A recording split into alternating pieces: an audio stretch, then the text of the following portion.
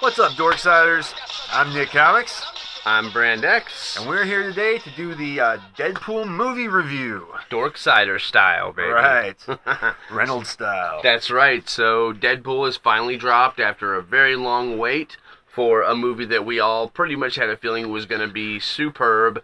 In my personal opinion, it was all that and more. This movie completely and totally delivered the groceries, even though for movies of today's standards, it didn't quite have that multi-million dollar budget. But considering, actually, I think that worked to its credit. it really You did, know? and they used their budget absolutely as wisely as could be. Absolutely. Ryan Reynolds has stated in many interviews that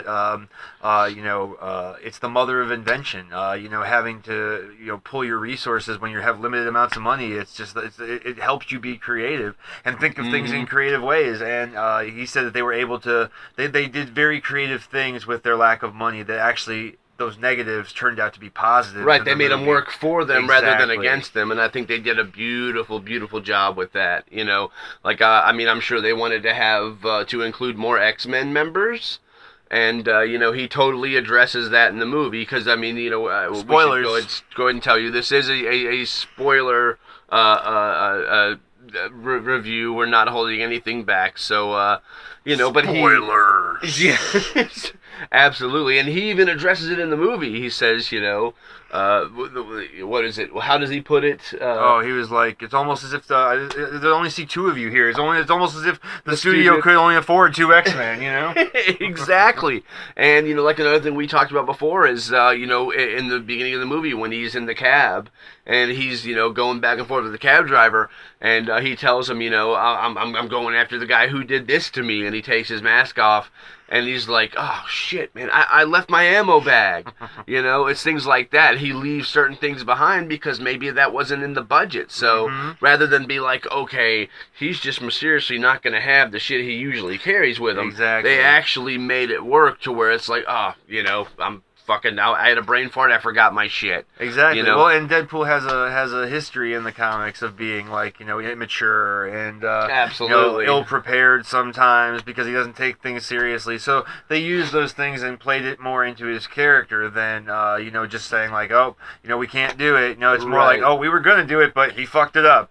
Exactly. And that's very very Deadpool. But he broke the fourth wall. Oh, yes, a which great is so amount, great. which was so good. It was done so well.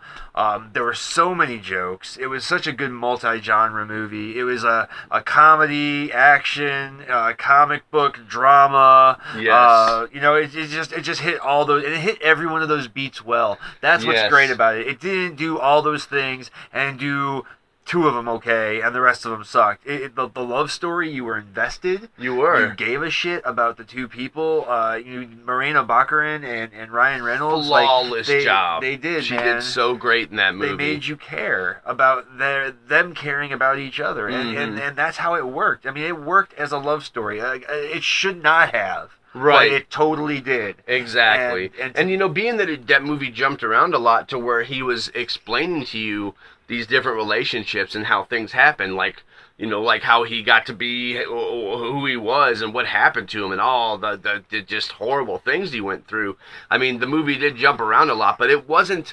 I didn't at any time start to feel like a Quentin Tarantino movie where it was just like boom, jumping here and jumping there because Right. He would always stop and be like, so speaking of this, he'd go back to when he went and trusted that they were going to make him better, and he even says, do right by me so I can do right by somebody else. Right. And they completely and totally they do cure him, but they completely jack him up in the process to the Right. point of where he's afraid to even go back and find her because he's afraid she's going to completely just wig out on him.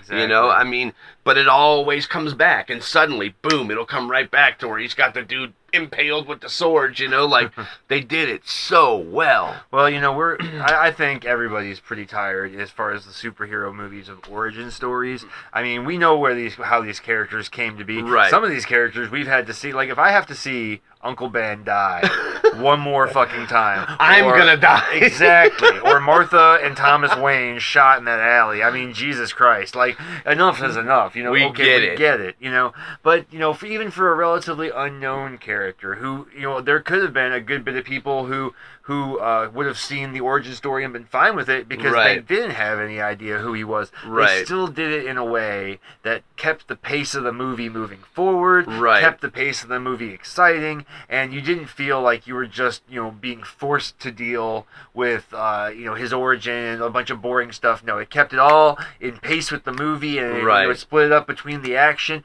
and you really didn't mind watching it. I mean, there was never a point in that movie where I felt like I'm in a movie. Where I'm like, oh, dude, I'm looking at my watch. Oh, or, no way. I'm in a movie. Is this how much longer is this going to be? Or you know, it just it had me glued to the screen the entire. It had me glued to the screen the second time. Oh, absolutely. Which that is a merit to, you know, to be able to, you know, not just the first time you see a movie, but go back and see it a couple of days later, and still be just as transfixed on it as you were the first time. Actually catching jokes you didn't catch the first time through because there's so many. Even visuals, like, you know, like in the opening credits when, you know, it's showing, you know, basically them flipping in the SUV, but it's all in slow motion and you can see every particular thing that's going on. You know, you like the second time I saw it, I caught, you know, certain things that I didn't catch the first time, you know, and it's just. It's one of those movies, man. It's one of those movies that you could go back to and see it, and you'll always be entertained. And they do it in such a way to where, like, when, you know, my daughter had gone to see it, she wasn't familiar with Deadpool as far as, like, his origin and stuff like that. But they made the movie in such a way to where if you're not familiar with him 120%, there's still enough of the backstory. There's still enough of what he explains to where you can still get into it and enjoy the movie and not feel like a complete outsider who's walking in the middle of a movie and you're just lost for the sake of it, you know? You can watch it and still, you can go in there not knowing anything about Deadpool. By the time you leave, you will be a complete and total Deadpool fan. And now that is what a good movie's supposed to do. Right. Well, and it's great to see somebody who made a movie that was a movie. It wasn't just a comic books, you know, like we're gonna throw some characters you know on the screen and, you know, give you what you want, but you know, you could be somebody like you said that had no idea what Deadpool was, and still go in there and follow the movie, follow the story, and by the end of it know who Deadpool is and actually feel like you were told a tale as opposed to just showing a bunch of special effects and have, you know, like, I'm sorry, but Age of Ultron, let's just go for Age of Ultron. You know, if that movie was just so full of so many things, and it felt like they were just throwing so many things in, and there was actually a bunch of characters that I feel weren't done justice or weren't given enough time on the screen or whatever, and it's just because they were trying to throw in so much stuff and make you care about so many different people. And Deadpool doesn't do that. No. It takes a few select characters, and it makes you care about them, and you get invested in those characters along the journey, and that's what it's about. I mean, and Colossus, I mean, I'm sorry, was primo perfect. The best version of an X-Man ever, I think we've ever seen on screen ever. Absolutely. With the exception of maybe, you know, Patrick Stewart and as Professor X, and Ian McKellen as, you know, Magneto. They did a really good job. And I'm not saying anything about Hugh Jackman. He was a good Wolverine, but he still, to me, was not the Wolverine that I saw in the comics. He was like his own. He looked like him a bit, but, you know, he was his own. But he was a version of Wolverine. Absolutely not half as ferocious as the comic book version of Logan.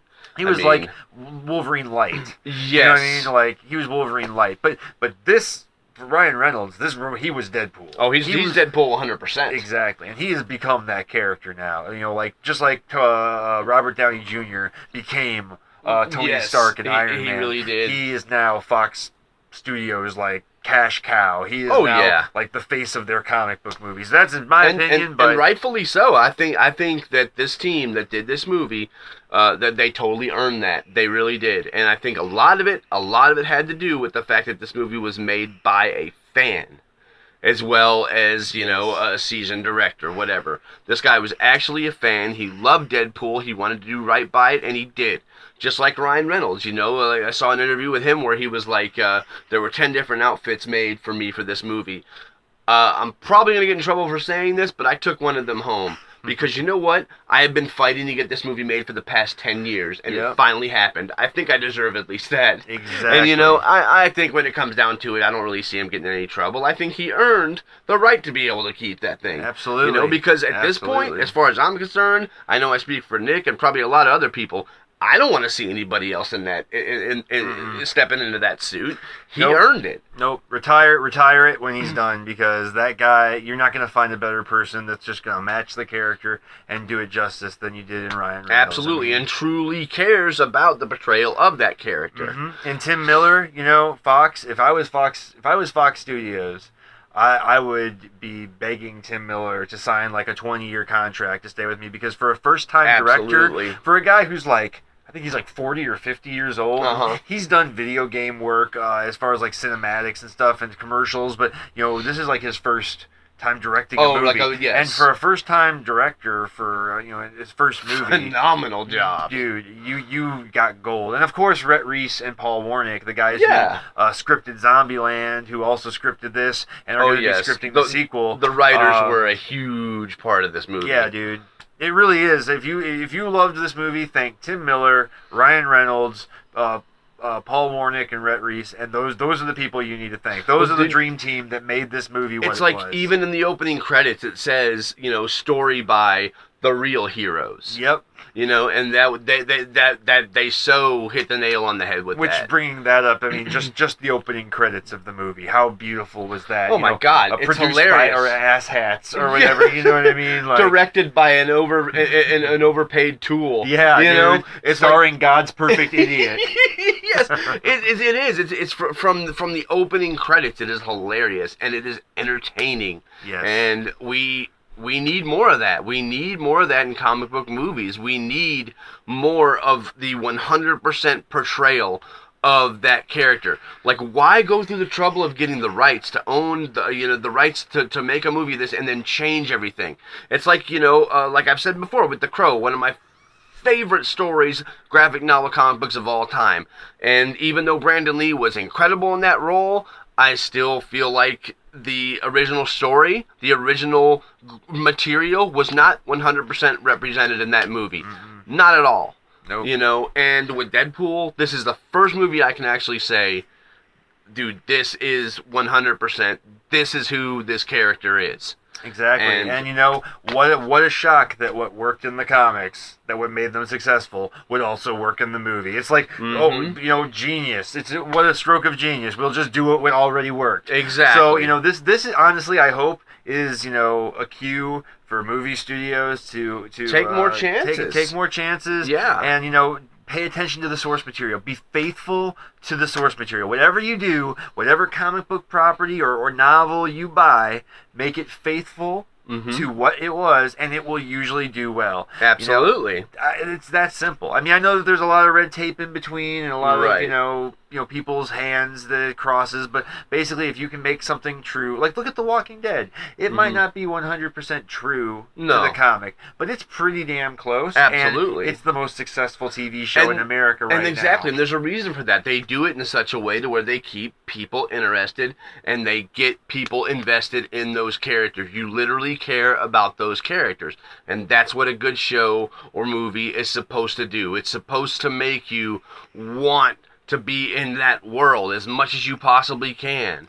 Exactly. And so we're looking forward to Deadpool 2 already. It's already been greenlit by 20th Century Fox. Absolutely. I think today, the last thing I saw is that Deadpool has now officially made $500 million, and it was a $60 million movie, so I mean that's... proof's in the pudding, right? All the way. $440 million in profit just so far, and it's only been out since, for what, 8 days now? Exactly. So, I mean, and by the way, look out for the DVD, because it's going to be unrated. Oh, yes. There's going to be so much extra stuff. Loaded with incredible, like, awesomely funny commentary, I'm sure, by Deadpool himself.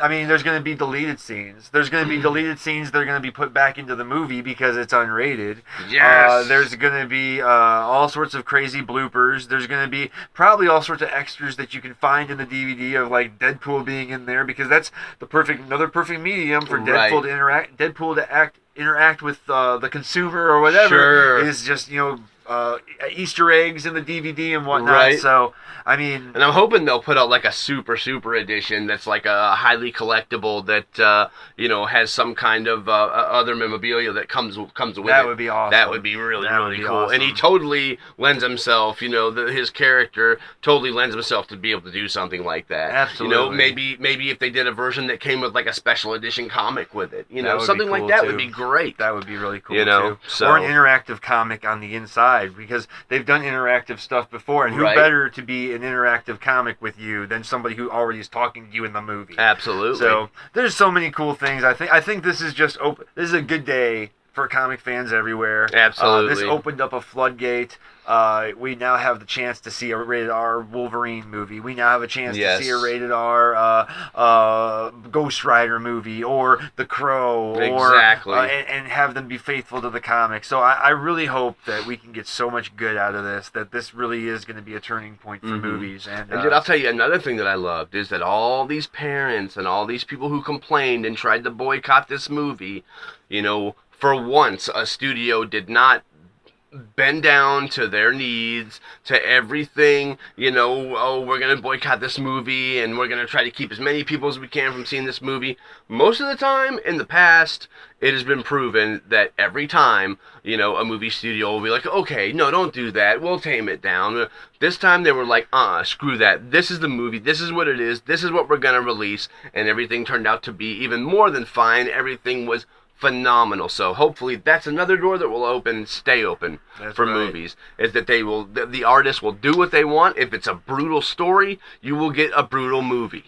And you know what? If you have to give these movies smaller budgets in order to give the directors and actors the freedom to tell the story the way it needs to be told, then so fucking be it. I would rather see a $60 million movie that's true to the source material than a $200 million movie full of special effects that pisses me off by the end. And waters down the damn story to the right. point of where you can hardly freaking recognize it. So anyways, I guess, in closing, Deadpool was fun. It was amazing. It was true to the source material. It was everything you wanted if you wanted it to be something. And if you didn't know what it is a movie that will surprise you and you'll have a great time. Go Absolutely. see it 14 times. Yes. Help it make a bunch of money so we can prove that we as adults deserve comic book movies too. Yes. Go out there and support it. Go out there and check it out in the movie theater at least one time. You gotta support this movie. We definitely want a sequel, and I guarantee you, if you haven't seen it yet, once you see it, you'll be wanting a sequel too. Exactly. So take it from the word of Brand X and Nick Comics. Deadpool approved. Dorksider approved for life, baby. We'll see you next time. We'll see you the next show. Same Deadpool time. Same Deadpool channel. Take care, everybody. Fuck what you heard. It's what you hearing. It's what you hearing. Listen. It's what you hearing. Listen. It's what you hearing. Listen.